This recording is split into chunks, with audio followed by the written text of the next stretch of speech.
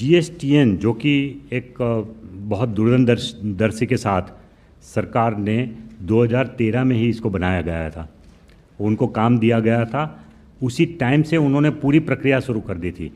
और in fact manage service provider select करने का काम भी कॉन्स्टिट्यूशनल अमेंडमेंट बिल पास करने से पहले ही हो गया था।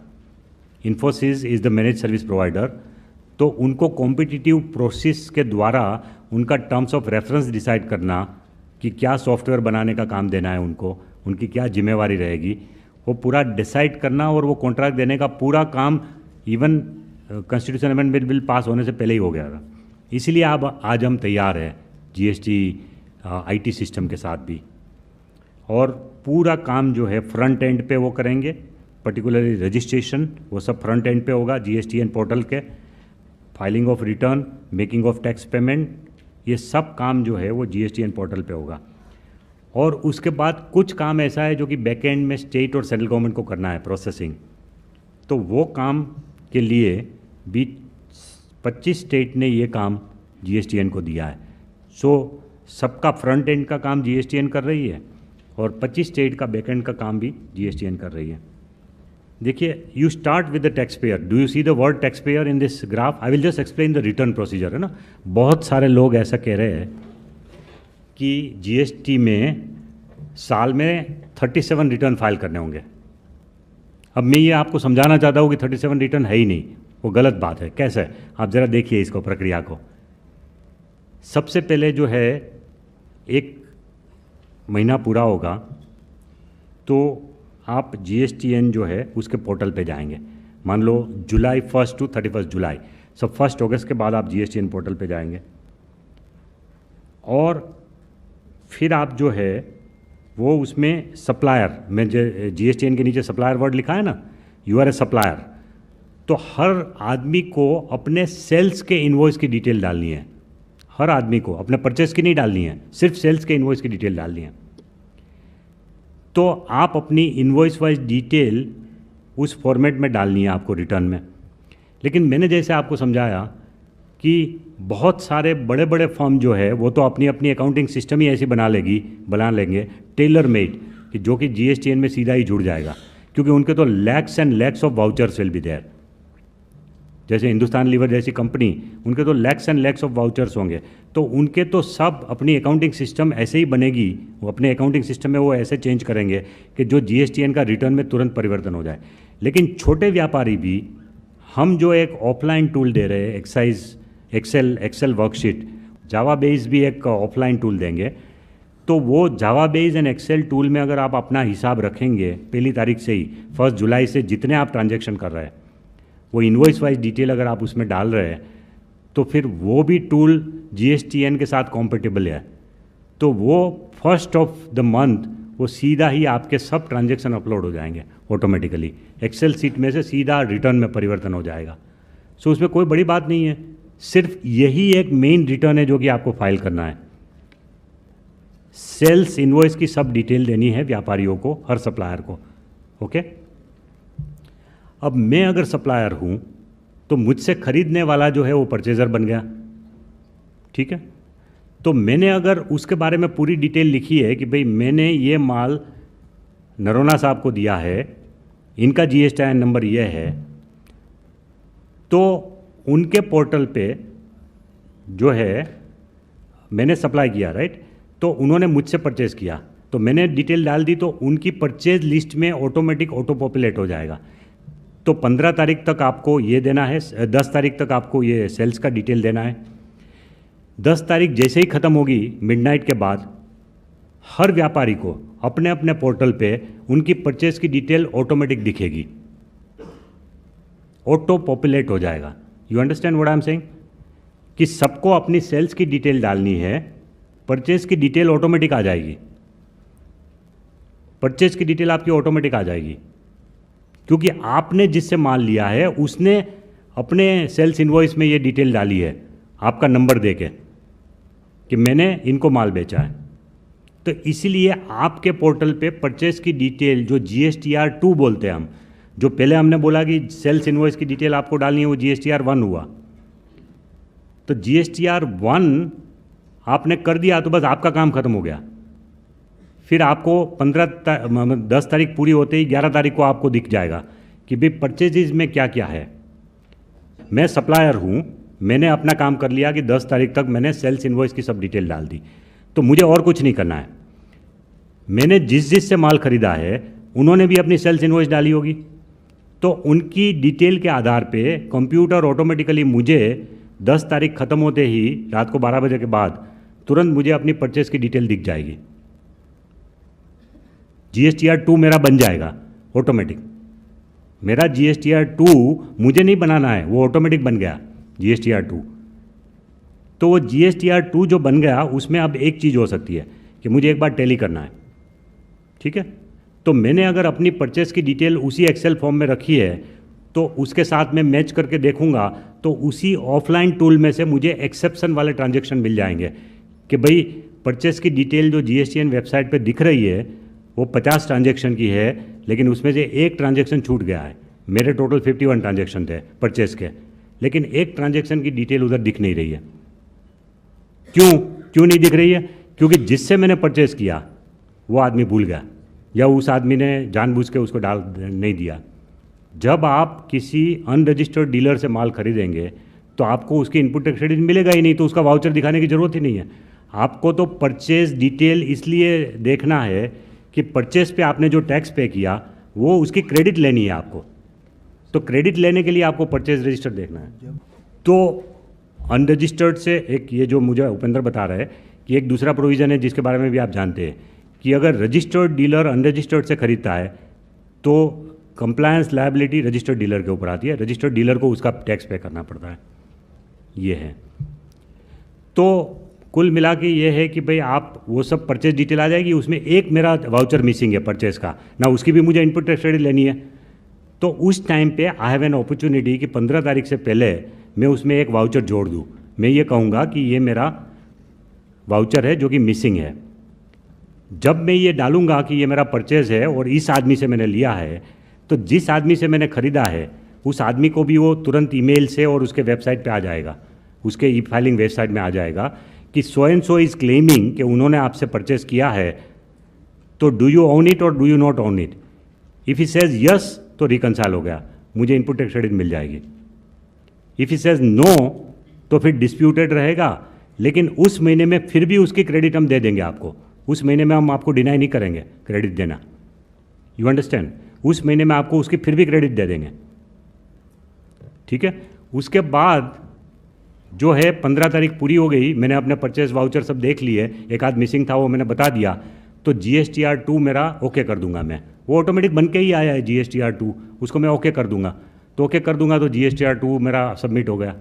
15 तारीख से पहले मुझे ओके करना है उसको। ओके का बटन दबा दिया, आपकी सेल्स की डिटेल आपने पहले ही दिया था, परचेस की डिटेल आपने कंफर्म कर ली जो ऑटो पॉपुलेट हुई थी। उसके आधार पे तुरंत 15 तारीख पूरा होते ही आपको आपका रिटर्न दिख जाएगा कि भाई आपका सेल्स इतना हुआ, उसके ऊपर टैक्स की लायबिलिटी एक्स अमाउंट है, परचेज इतना हुआ, उसके ऊपर ऑलरेडी आप इतना भर चुके हैं, तो एक्स माइनस वाई जो जेड रहा उतनी आपकी टैक्स लायबिलिटी है, उसको आप कंफर्म करिए। सो परचेज और सेल्स की जो डिटेल दिया उसके आधार पे मेरा टैक्स का रिटर्न भी ऑटोमेटिक जनरेट होकर आ जाएगा। आई हैव टू सिंपली सी कि ये टैक्स लायबिलिटी जो कैलकुलेट कर रहा है वो ठीक है। Once you say okay to it, just one click of a button, it is not a big return, it is a return which is auto populated. You have to simply click a button and say कि yes मेरा return ठीक है, मैं accept करता हूँ, और उस return को एक्सेप्ट करने के बाद आप 20 तारीख तक अपना टैक्स भर दीजिए ऑनलाइन या विच एवर मेथड। 20 तारीख तक आपको टैक्स भरना है, और आपके अकाउंट में आपका एक पर्सनल लेजर अकाउंट होगा ई फाइलिंग वेबसाइट पे, जिसमें आपको क्रेडिट दिखेगी कि मेरा इनपुट टैक्स क्रेडिट में कितना पैसा पड़ा है जो कि मेरी क्रेडिट है, और कैश या चेक या NEFT से मैंने ट्रांसफ़र किया वो कितना पैसा पड़ा है अभी बैलेंस।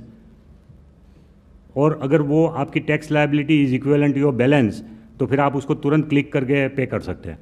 और अगर बैलेंस कम है आपके पर्सनल लेजर अकाउंट में तो थोड़ा पैसा क्रेडिट डाल दीजिए उसमें अपने अकाउंट में, और उतना पैसा क्रेडिट करके फिर आप, और बाकी बैलेंस अगर बचेगा तो भी वो आपको नेक्स्ट महीने काम आ जाएगा, उसमें कोई दिक्कत नहीं है।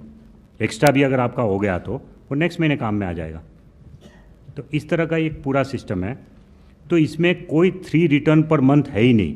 लोग ये गिन रहे हैं कि 12 महीना 3 रिटर्न पर मंथ, तो 36 वो हो गए और प्लस एक एनुअल रिटर्न देना है, तो इस तरह से 37 गिन रहे हैं। 37 है ही नहीं, वर्चुअली देर इज़ 1 रिटर्न, और वो भी रिटर्न कैसा है कि अगर आप अपना अकाउंटिंग उसी फॉर्मेट में करो एक्सेल सीट में, तो फिर आपको कोई अलग से रिटर्न फाइल करना ही नहीं है, उसी को आपको सबमिट करना है। पूरे अकाउंट्स की डिटेल जो है आपकी, इनवॉइस वाइज डिटेल जो है वो, कि मैंने किसको बेचा, उसका GSTIN नंबर क्या है अगर है तो। और अगर आप B2C ट्रांजेक्शन कर रहा है, most of the traders will be doing B2C only, तो B2C वाले को भी even if is more than 20 lakhs, even if is more than 50 lakhs, मैंने आपको बोला ना कि 50 लाख वाले को तो कंपोजिट स्कीम में सिर्फ टर्नओवर दिखाना है टोटल, बट अगर आपका 5 करोड़ का भी B2C ट्रांजेक्शन है, सिर्फ B2B एक भी नहीं है, तो फिर आपको टोटल टर्नओवर ही देना है, उसमें भी आपको इनवॉइस वाइज डिटेल नहीं देनी है। सो डोंट थिंक कि किराना वाले को जो 5 करोड़ का टर्नओवर साल का कर रहा है, उसको हर एक आदमी को अपना वाउचर की डिटेल देनी है। No way, it is only suppose to be total turnover B2C transaction में। बट B2B में हमको इनवॉइस वाइज डिटेल इसलिए चाहिए कि हम इनवॉइस वाइज मैचिंग करके ही आपको इनपुट टैक्स क्रेडिट देने वाले हैं। अगर आपको इनपुट टैक्स क्रेडिट चाहिए तो फिर हमको इनवॉइस वाइज डिटेल भी चाहिए, ये मैचिंग करना बड़ा ही ज़रूरी है।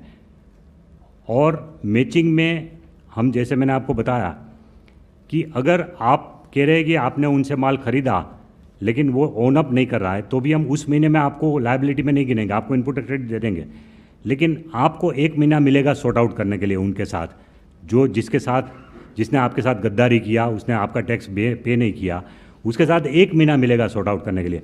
उस 1 महीने में अगर नहीं हुआ तो फिर आपका अकाउंट रिवर्स हो जाएगा, आपके डेबिट साइड में आ जाएगा। आपका जो लेजर बैलेंस है, जो उसमें इनपुट टैक्स क्रेडिट आपने अवेल किया था, वो डेबिट में आ जाएगा, इनपुट टैक्स क्रेडिट डेबिट हो जाएगा उतना अमाउंट का, उस वाउचर का।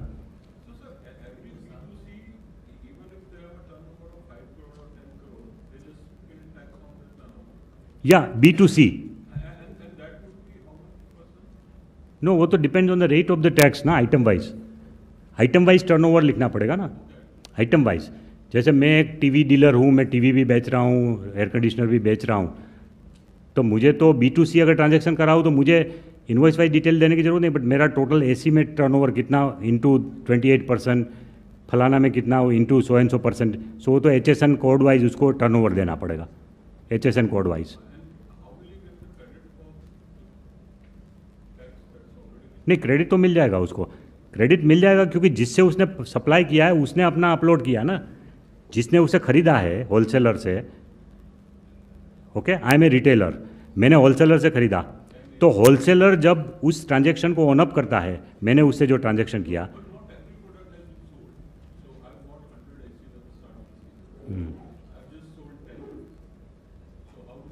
उपेंद्र,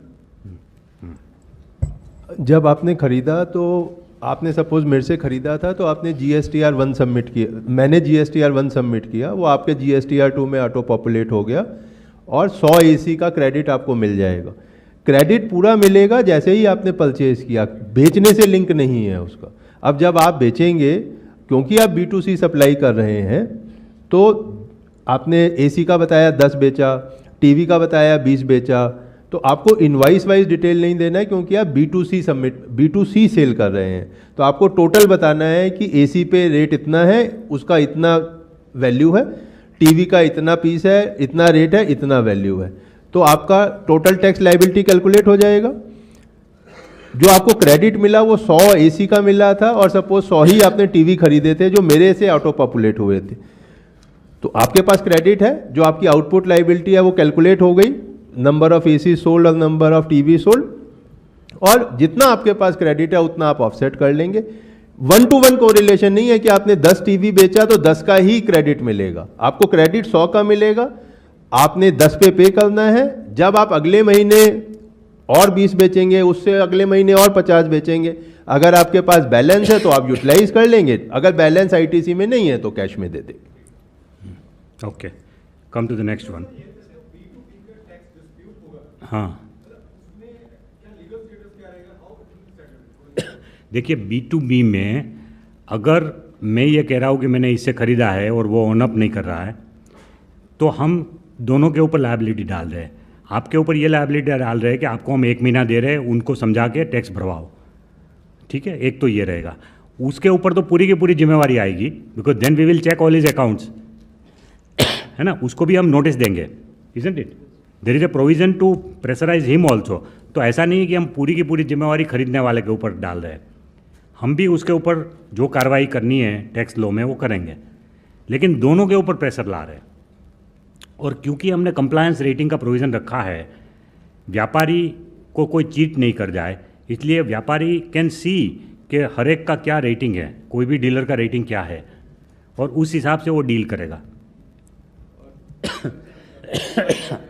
ऐसे केस में अब एक बार क्रेडिट रिवर्स हो गया क्योंकि मिसमैच हुआ था, जब सप्लायर पे कर देगा तो ऑटोमेटिकली बायर को क्रेडिट मिलेगा, क्योंकि अब सरकार के पास टैक्स आ गया है, बायर को क्रेडिट मिलेगा जैसे ही सप्लायर ने पे कर दिया। तो ऐसा नहीं कि सप्लाई रिसिपिएंट का क्रेडिट रिवर्स हो गया और सरकार चुप बैठी है, नहीं।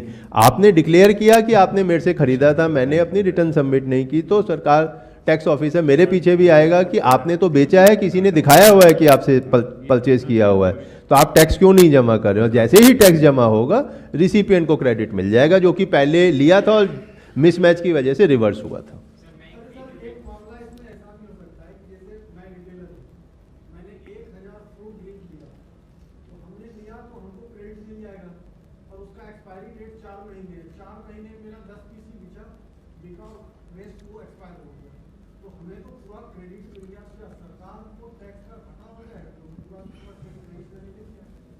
अगर आप उसको सेल नहीं कर पाएंगे, जब तक आपके पास स्टॉक में रहेगा तब तक तो ठीक है, लेकिन अगर आपने उसको डिस्ट्रॉय किया कि अब तो मैं बेच ही नहीं सकता, या आपने जिससे खरीदा था उसको वापस करेंगे, क्योंकि एक्सपायरी तो मैन्युफैक्चरर के एंड पे जाता है, तो उस केस में आप क्रेडिट रिवर्स करके मैन्युफैक्चरर को दे देंगे और मैन्युफैक्चरर को फिर घाटा होगा, क्योंकि जो है एक्सपायर्ड प्रोडक्ट हो गया। ओके, सरकार को तो मिलेगा टैक्स, क्योंकि नहीं, हम उसको रिफंड नहीं दे रहे हैं, हम रिफंड नहीं दे रहे उसको, हम उसकी इनपुट टैक्स क्रेडिट को बैलेंस में रख रहे हैं। जब तक वो बेचेगा नहीं तब तक उसको रिफंड नहीं मिलेगा, बेचेगा तभी उसको उपयोग करेगा इनपुट टैक्स क्रेडिट का, अपनी आउटपुट टैक्स लायबिलिटी को मीट विथ करने के लिए इनपुट टैक्स क्रेडिट को यूज़ करेगा।